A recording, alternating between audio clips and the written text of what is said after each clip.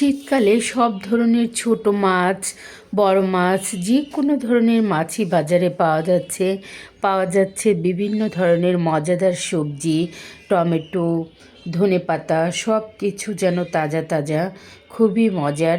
Hello everyone, আসসালামু আলাইকুম, welcome back to রাইনাস yummy food and blog. আজ শেয়ার করব ছোট মাছের চচ্চড়ি। ছোট মাছ মানে মলা মাছ আমি কেটে ধুয়ে একদম পরিষ্কার করে নিয়েছি।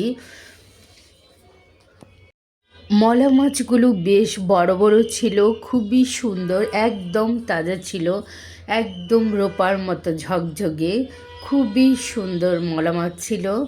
এই তো কেটে ধুয়ে পরিষ্কার করে নিয়েছি। এদিকে কেটে নিয়েছি টমেটো, কাঁচামরিচ, পেঁয়াজ, আরও অন্যান্য মশলাও দিব। এখানে আমি প্রথমে চুলায় একটা প্যান বসিয়ে দিয়েছি। চুলায় প্যান বসিয়ে প্রথমে দিয়ে দিচ্ছি কাটা পেঁয়াজ, অর্থাৎ কুচি করা পেঁয়াজ, আমরা যে পেঁয়াজগুলো কুচি কুচি করে কাটি। দিয়ে দিলাম টমেটো। এখানে আমি 3-4টা টমেটো একদম কুচি কুচি করে কেটে নিয়েছি লম্বা লম্বা করে। এখন এখানে আমি অন্যান্য সব মশলা দিয়ে দিচ্ছি। দিয়ে দিলাম খুবই সামান্য আদা রসুনের পেস্ট, দিয়ে দিচ্ছি জিরা পাউডার এখানে আমি অল্প পরিমাণে দিচ্ছি, 1 টেবিল চামচের একদম 8 ভাগের 1 ভাগ, খুবই অল্প। যেহেতু আমি এত বেশি জিরা পছন্দ করি না, যারা একটু পছন্দ করেন তারা আরও একটু দিতে পারেন, আমি খুবই কম করে দিয়েছি। দিয়ে দিচ্ছি লবণ দিচ্ছি পরিমাণ মতো, তারপর চেক করে আবার দিব লাগলে। দিয়ে দিলাম হলুদ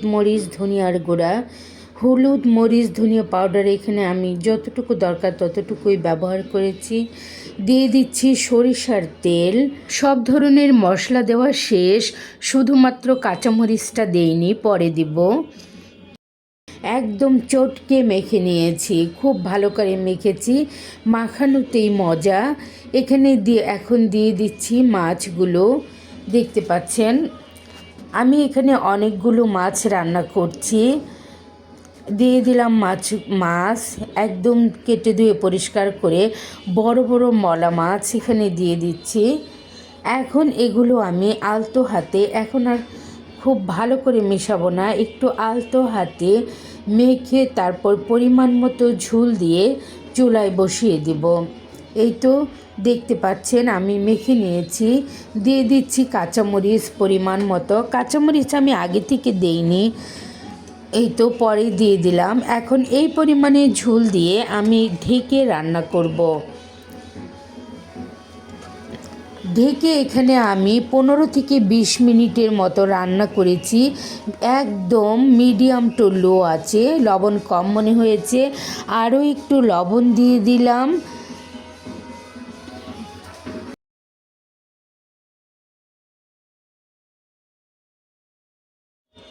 আমি কিন্তু এই রকম ঝুলি রাখবো। এখন এখানে আমি ওপর থেকে ধনেপাতা দিয়ে দিচ্ছি।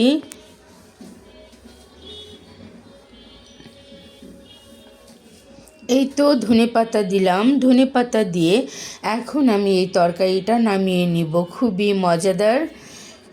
এই তো নামিয়ে নিয়েছি, দেখতেই পাচ্ছেন কতটা ইয়াম্মি লাগছে। একদম ফ্রেশ ধনেপাতা।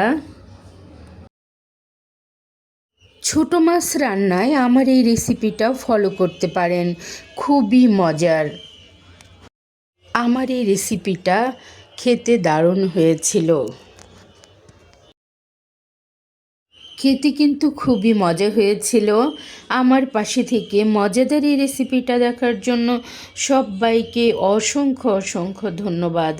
আসসালামু আলাইকুম।